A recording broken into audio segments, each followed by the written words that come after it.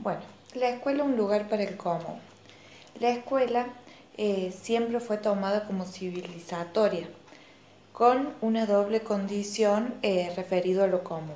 Por un lado, encierra, incorpora, acoge al común de la sociedad y por otro hace común todo lo que se interactúa en ella, la lengua, la higiene, eh, la disciplina, su finalidad, entre otras cosas. De hecho, la escuela hace común la lengua nacional. El adjetivo, vamos a hablar del adjetivo común, tiene un amplio significado. Podemos hablar de común cuando hablamos de, de gente, cuando se abarca a muchos. Podemos hablar de común cuando hace referencia a lo corriente o a lo ya sabido. Podemos hablar de común a una población que se instala en un determinado lugar, pero también hace referencia lo común a las secretas, donde van todas las inmundicias. Esto significa las clases inferiores, los vulgares, la clase ordinaria, la clase baja. Este fue un tema que estuvo siempre, entonces se pensó que la solución sería, se dijo que al pueblo había que educarlo, que encerrarlo, que civilizarlo para que obedeciera y a los gobernantes enseñarles a gobernar. La encargada de de este proyecto serían las escuelas. Entonces, otro significado de lo común es cuando hablamos de los pobres y de la pobreza. Entonces la escuela, por ser una institución, esta es la que se encarga de la mayoría de esa sociedad, es la que se encarga de esa sociedad. La escuela los admite para gobernarlos, para controlarlos, para encerrarlos. Claro está de que la escuela, además de ser para el común, se usó también para prevenir levantamientos populares. Esto se sabe porque ya entre 1774 y 1825 en Colombia eh, fueron inscriptas escuelas que eran de curas párrocos que tenían estas escuelas y fueron creadas como contención frente a las movilizaciones de la gente común. Bueno, se sabe que desde el siglo XVI es un hecho común y generalizado la presencia de los pobres. Tradicionalmente de ellos se ocupaba la iglesia, pero como todo había, por un lado estaban los pobres buenos, sumisos, y por el otro estaban los pobres malos y vagabundos. A comienzos del siglo XVIII, los gobernantes se trata de buscarle una solución a esta gente, entonces aparece lo que se llama población, que por un lado lo que hacen es quieren darle un tratamiento a esta gente y por el otro quieren inculcarle el trabajo, o sea que sean socialmente útiles. La pobreza así de esta forma pasa de de pertenecer a la iglesia, pasa a ser administrada por el Estado. Ahora el Estado es el encargado de organizarlos, de clasificarlos, de gobernar esta población y la mejor forma que encuentra es mediante la educación. Se propone entonces como alternativa encerrar a esta gente en hospicios y hospitales, donde ahí se les va a ir enseñando y van a tener aprendizajes, bueno, enseñanza y también les van a enseñar a trabajar. Eh, es decir, con esto que anticipan la emergencia de la escuela como un escenario para que se produzca esto.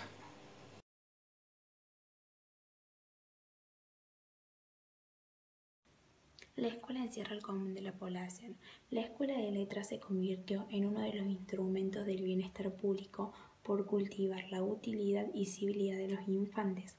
En el caso del común de los vecinos, las obligaciones como cristianos y como vasalos apuntaban a la ocupación útil por el trabajo. La normalización de los menores en la escuela desde aquella edad dócil en que todo se imprime se empezó a nombrar como simiente de la prosperidad.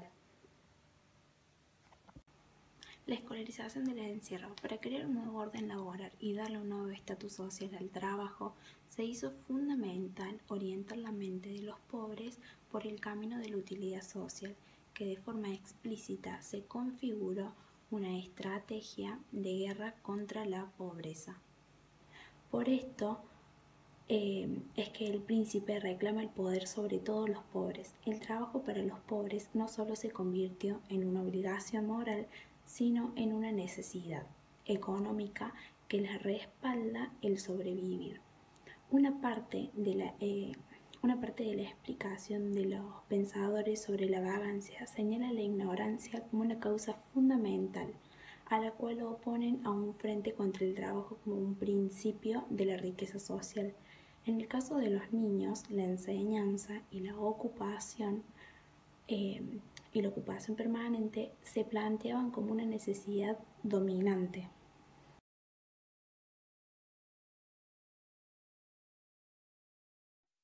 La escuela como educación común. La educación que existía antes de la aparición de la escuela se refería a un conjunto de prácticas dispersas en las que los discípulos recibían introducciones de maestros diferentes de uno a otro y sin mayor relación entre ellos. Bueno, también existían diferentes modalidades de enseñanza, ya que en la base de la educación doméstica hasta la enseñanza de arte y oficio también estaba. Pasando el adoctrinamiento y cristianización impartiendo a comienzo de la colonización por curas doctrineros, la educación también estaba la educación hogareña o doméstica, que fue otra modalidad de enseñanza en la que los preceptos instruían en su casa a una diversidad de discípulos según el pago de los padres que hiciesen. Bueno, también estaba la educación, que era una dispersa que tenía por objeto darle al niño o joven pudiente unos determinados talentos que le servirían a él. Bueno, otros tipos de enseñanza más difusa fue la impartida por maestros artesanos. También la enseñanza comentó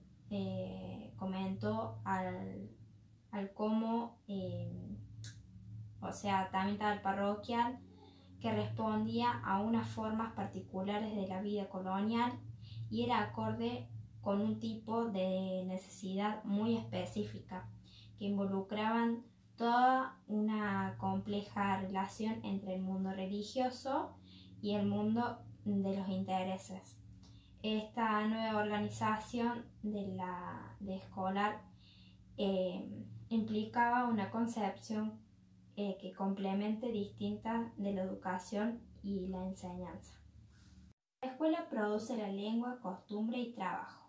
La captura de los niños del estado de llano en la escuela respondieron a las nuevas necesidades perfiladas por el gobierno de la población.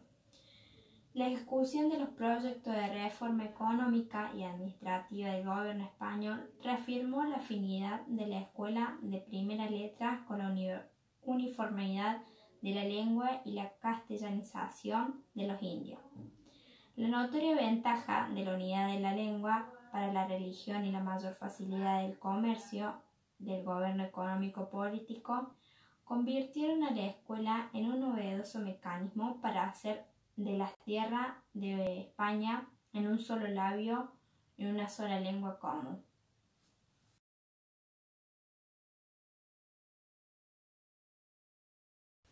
Lo común desde otras instituciones. La disciplina es una técnica, no una institución. Funciona de tal modo que puede ser apropiada de manera masiva en ciertas instituciones como casa de detención, ejército o usadas con fines precisos en otras como escuelas u hospitales.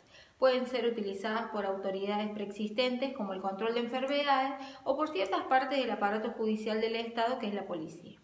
El encierro específico, la observación, el aislamiento de grupos sociales genéricos, infantes, pobres, locos, criminales, de todos los lugares, sexos y etnias, dará la estructura cultural y política, primero de la sensibilidad y luego del saber, a una serie amplia de instituciones análogas cuya vigencia en la humanización de la gente del común brindarán unidad al gobierno de la población. El bienestar de la población coincide con los niveles de organización social para el trabajo, y el papel de la escuela entonces será ingenuo. El tema de conformar una fuerza social productiva pasará por la exigencia escolar de conformar una nación común que implica una lengua común, una moneda común, un territorio común, una racionalidad común. Los discursos de control que atraviesan el proyecto moderno son la paradoja central de las instituciones que emergen y quienes ondean hoy las banderas comunes de los derechos humanos. Se olvidan con frecuencia el en vez de su juego complementario. Quien reclama un derecho faculta al garante a practicar sobre sí mismo diversas formas del consentimiento.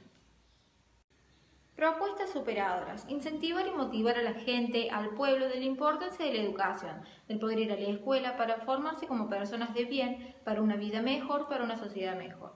Que las personas puedan tener un trabajo y una educación como corresponde. Los pobres tienen necesidad de trabajo para poder subsistir.